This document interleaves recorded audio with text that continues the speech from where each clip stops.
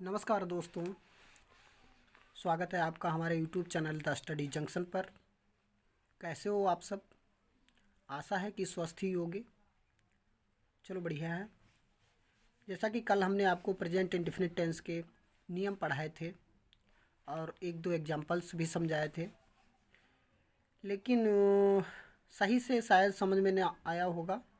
इसीलिए हमने आज ये एक्सरसाइज रखी है आप लोगों के लिए, जिसके मैंने तीनों प्रकार के वाक्य हैं, जैसे affirmative sentence, negative sentence, interrogative sentence.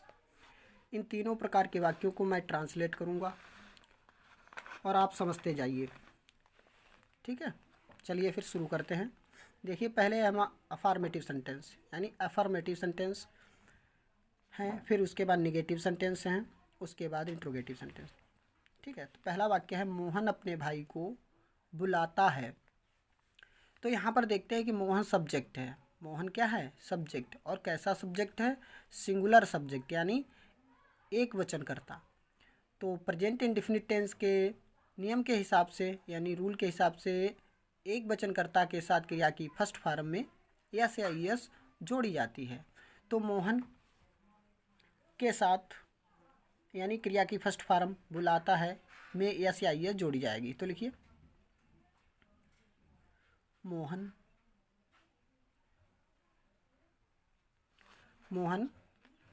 Calls. क्या हो जाएगा? कॉल माने बुलाना, तो यहाँ पर हो जाएगा कॉल्स।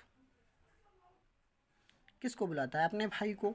तो his brother.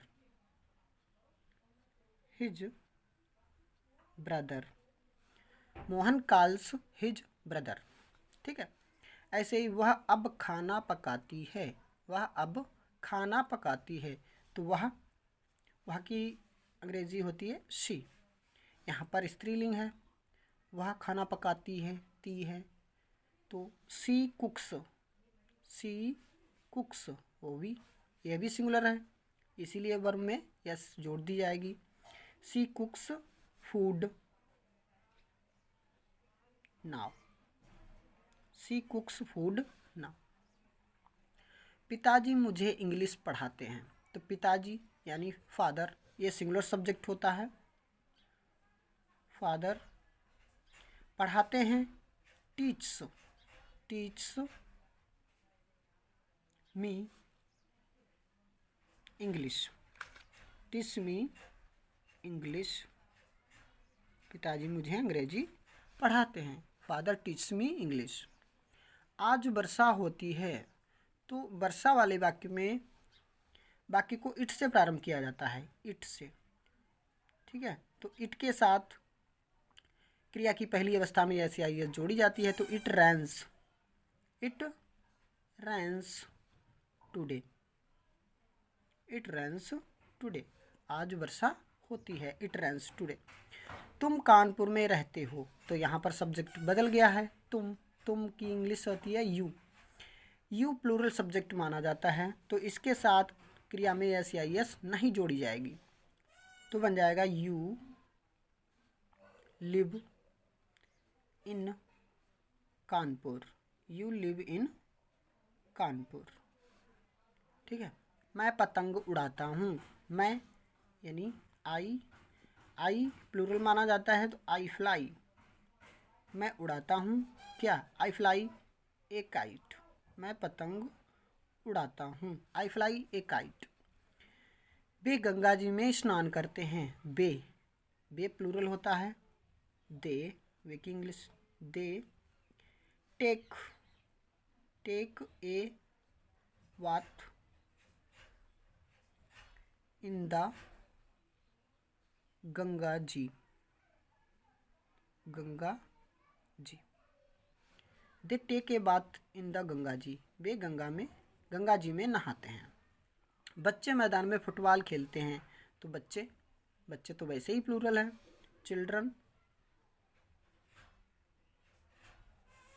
Children play football in the field. बच्चे मैदान में फुटबॉल खेलते हैं। Children play football in the field.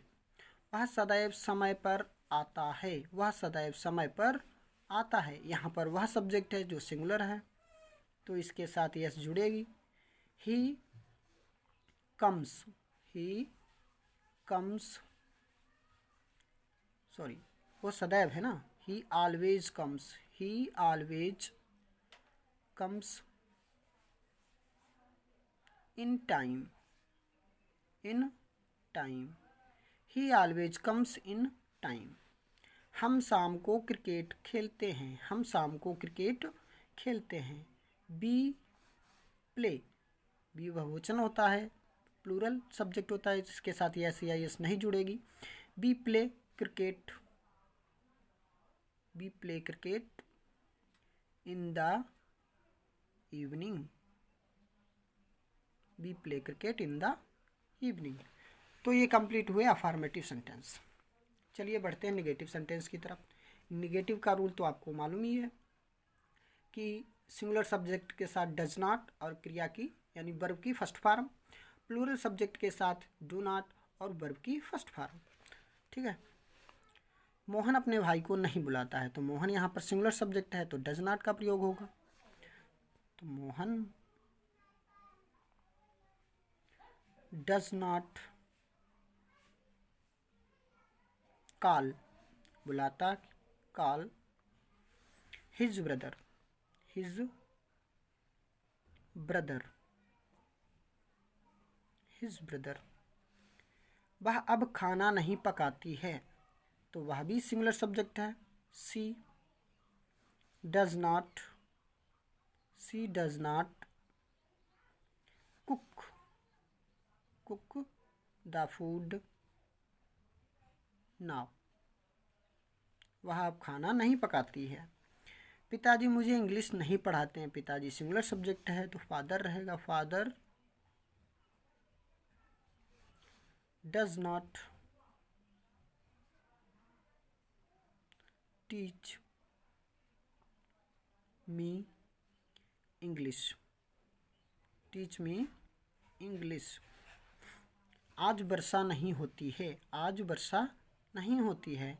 It does not rain today, it does not rain today.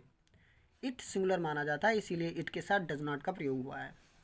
तुम कानपुर में नहीं रहते हो, तो तुम प्लूरल सब्जेक्ट है। यू, तो इसके साथ डू नॉट लगेगा। You do not, you do not live in Kanpur, you do not live in Kanpur. मैं पतंग नहीं उड़ाता हूँ। I do not fly a kite, I do not fly a kite. वे गंगा जी में स्नान नहीं करते हैं, तो वे प्लूरल सब्जेक्ट है। दे के साथ do not, they do not take a bath, take a bath in the Ganga ji, Ganga ji. वे गंगा जी में स्नान नहीं करते हैं। They do not take a bath in the Ganga ji. बच्चे मैदान में फुटबॉल नहीं खेलते हैं। बच्चे चिल्ड्रन प्लूरल है। Do not play football in the field, in the field. वह झूठ नहीं बोलता है, तो वह सिंगुलर सब्जेक्ट है, तो डज नॉट लगेगा। He does not tell a lie, he does not tell a lie. वह झूठ नहीं बोलता है। इसी प्रकार वह कभी झूठ नहीं बोलता है, वह कभी झूठ नहीं बोलता है। इस वाक्य को ध्यान से देखिएगा कि जब कभी नहीं वाक्य में लगा होता है तो डज नॉट का प्रयोग नहीं होता है। तो क्या होता है, तो इसके स्थान पर हम नेवर का प्रयोग करते हैं। तो यहाँ पर क्या होगा, he never, he never tells a lie, tells a lie. इसका मतलब समझे कि एक वचनकर्ता यानी सिंगुलर सब्जेक्ट के साथ जब नेवर लगता है तो नेवर के बाद वर्ब में एस या एस जोड़ी जाती है। इसी प्रकार है, हम कभी मैच नहीं खेलते हैं, बी नेवर प्ले मैच। ठीक है, यहाँ पर देखिए सब्जेक्ट प्लूरल हुआ तो वर्ब में एस या एस नहीं जोड़ी गई नेवर के साथ। अगर सब्जेक्ट सिंगुलर है तो नेवर के साथ यस जोड़ी जाएगी, अगर सब्जेक्ट प्लूरल है तो नेवर के साथ यस नहीं जोड़ना है। चलिए निगेटिव कंप्लीट हुए, इंट्रोगेटिव की तरफ बढ़ते हैं। इंट्रोगेटिव सेंटेंस, क्या तुम्हारा भाई स्कूल में पढ़ाता है? तो यहाँ पर देखिए तुम्हारा भाई, तुम्हारा भाई यानी सिंगुलर सब्जेक्ट है और इंट्रोगेटिव का रूल है कि सिंगुलर सब्जेक्ट के साथ डज और प्लूरल सब्जेक्ट के साथ डू वाक्य में सबसे पहले लगाया जाएगा क्या के स्थान पर। ठीक है, क्या तुम्हारा भाई स्कूल में पढ़ाता है, यहाँ पर क्या की अंग्रेजी भाट नहीं लगाते, यहाँ पर डज का प्रयोग किया जाएगा। Does your brother, your brother, does your brother teach, does your brother teach in school, does your brother teach in school, does your brother teach in school. क्या मोहन दिल्ली में रहता है, यहाँ पर मोहन भी सिंगुलर सब्जेक्ट है तो डज का प्रयोग होगा। Does Mohan, does Mohan live in Delhi, does Mohan live in Delhi. क्या लड़की मधुर गाना गाती है, क्या लड़की मधुर गाना गाती है, does girl sing, sing a sweet song, sweet song, मधुर की है स्वीट। ठीक है, यहाँ पर जब डज लगेगा तो वर्ब फर्स्ट फॉर्म में आएगी, इसमें एस या एस नहीं जोड़ी जाती है। क्या तुम उसे पीटते हो, यहाँ पर सब्जेक्ट चेंज हो गया यानी प्लूरल हो गया तो डू लगेगा। Do you, do you beat him, do you beat him, क्या तुम उसे पीटते हो, डू यू बीट हिम। क्या मैं तुम्हें प्यार करता हूँ, यहाँ पर भी मैं को प्लूरल माना जाता है। Do I love you, do I love you. तो ये तो हुए हेल्पिंग वर्ब, यानी जब हेल्पिंग वर्ब वाक्य के स्टार्ट में लगती है, शुरू में लगती है हेल्पिंग वर्ब वाले। ये कुछ WH टाइप के सेंटेंस हैं जो मैंने लिखे हैं, जैसे राम का भाई कहाँ रहता है, राम का भाई कहाँ रहता है, यहाँ पर कहाँ वाक्य के बीच में आया है। तो जब कब क्यों कहाँ कैसे जब वाक्य के बीच में आते हैं तो उनकी अंग्रेजी पहले लगाई जाती है, उसके बाद डू डज का प्रयोग करना है। राम का भाई कहाँ रहता है तो पहले लिखेंगे भियर, भियर। अब राम का भाई सिंगुलर सब्जेक्ट है तो इसके साथ डज लगेगा तो डज लगाइए पहले, भियर डज राम का भाई यानी राम, पहले राम लिखिए ऊपर से ऐसे एस लगा दीजिए कामा लगा के, राम्स ब्रदर, तो इसका मतलब हो गया राम का भाई, इसे बोलते हैं apostrophe. Where does Ram's brother live, Ram का भाई कहाँ रहता है, where does Ram's brother live. तुम स्कूल कब जाते हो, अब देखिए यहाँ पर कब आया है तो कब की स्पेलिंग पहले लगाएंगे, when, when do you go to school, when do you go to school. तुम स्कूल कब जाते हो। मैं कौन सी किताब पढ़ता हूँ, मैं कौन सी किताब पढ़ता हूँ, तो यहाँ पर कौन सी की अंग्रेजी जो है पहले लगाना है। तो कौन सी की क्या अंग्रेजी होती है? विच, विच बुक, कौन सी किताब की? Which book do I read, मैं कौन सी किताब पढ़ता हूँ? Which book do I read. तुम्हारे पिताजी क्या करते हैं? तो यहाँ पर तुम्हारे पिताजी सिंगुलर सब्जेक्ट है, यहाँ पर तुम्हारे पिताजी सिंगुलर सब्जेक्ट है और इसके साथ फिर डज लगेगा और व्हाट की अंग्रेजी पहले लगाना है, यानी क्या की अंग्रेजी? व्हाट पहले लगाना है। What does your father do, does your father do, what does your father do, तुम्हारे पिताजी क्या करते हैं? तुम्हें कौन पढ़ाता है? Who teach, who teach you, तुम्हें कौन पढ़ाता है? Who teach you.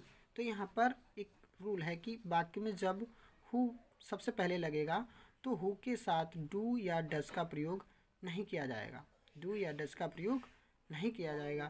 तो इसमें एक वचनकर्ता के साथ यस जोड़ दी जाती है। तुम्हें कौन पढ़ाता है? Who teach you. उसे कौन बुलाता है? Who calls you, who calls you, तुम्हें कौन बुलाता है? तुम कौन सा खेल खेलते हो? तुम कौन सा खेल खेलते हो? तो कौन सा की अंग्रेजी पहले लगाएंगे? विच, विच गेम, विच गेम, कौन सा खेल? Which game do you play, which game do you play, तुम कौन सा खेल खेलते हो। तो देखिए ये एक्सरसाइज पूरी तरह से कंप्लीट हुई और उम्मीद है कि आपको अच्छे से समझ में भी आया होगा। ठीक है, तो फिर अब कल मिलते हैं कल के वीडियो में, जिसमें आपको मैं प्रेजेंट कंटिन्यूअस के बारे में पढ़ाऊँगा। और अगर यहाँ पर कोई भी सेंटेंस अगर आपके समझ में सही से नहीं आया है तो कमेंट बॉक्स में कमेंट ज़रूर करें। ठीक है, धन्यवाद। मिलते हैं अगले वीडियो में, तब तक के लिए जय हिंद।